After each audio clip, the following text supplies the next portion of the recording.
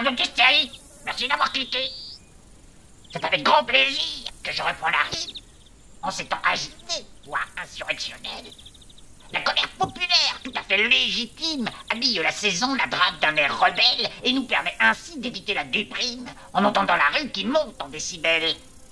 Il est assez cocasse que cette couleur jaune, qui désigne celles et ceux qui, dans les luttes sociales, s'opposent à la révolte contre le capital, devienne pour aujourd'hui de ces luttes l'icône. Ne pourrait-on pas voir dans ce renversement de signification la marque de notre temps, l'incessante confusion que les gouvernements, à travers l'abject horizon sociétal qu'ils ont depuis longtemps accepté comme fatal, alimentent par leur démagogie fiscale, faisant croire à ce qu'on nomme le corps social que le bonheur se trouve dans l'individualisme et que la liberté rime avec l'égoïsme. Force est de constater que ce qui semble ici, du moteur de la grogne être le carburant, c'est la haine de l'impôt et du prélèvement, indispensable pourtant à la démocratie.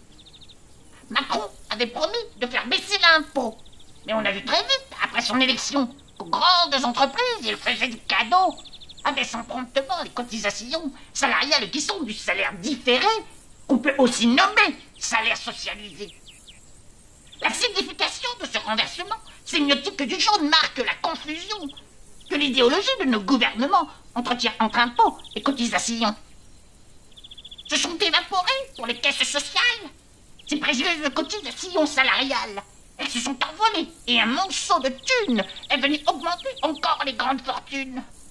Et comme par miracle, pour celle-ci, l'impôt a disparu en même temps que le pouvoir d'achat des Français les plus pauvres des classes populaires qui ne tarderont pas à se trouver par terre.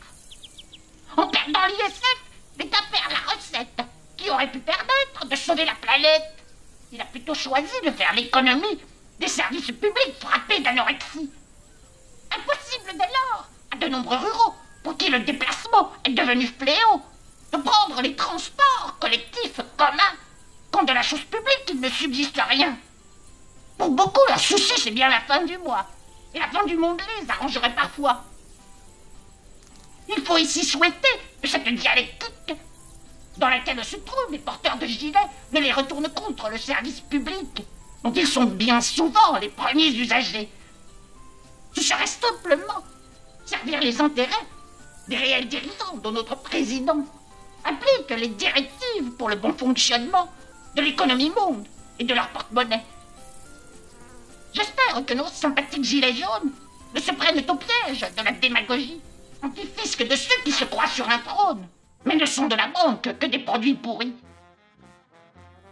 Ce qu'on voit aujourd'hui, ce sont des prolétaires qui font du jaune un signe révolutionnaire en face d'un président qui s'est cru Jupiter alors qu'il n'est au fond qu'un mauvais gestionnaire.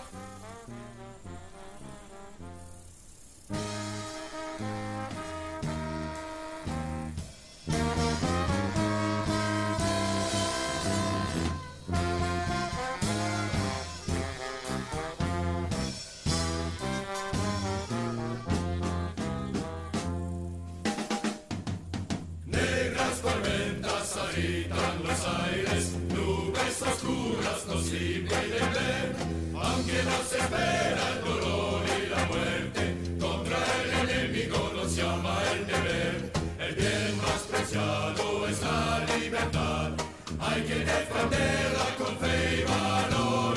Alza la bandera revolucionaria que lleva al pueblo a su emancipación. Alza la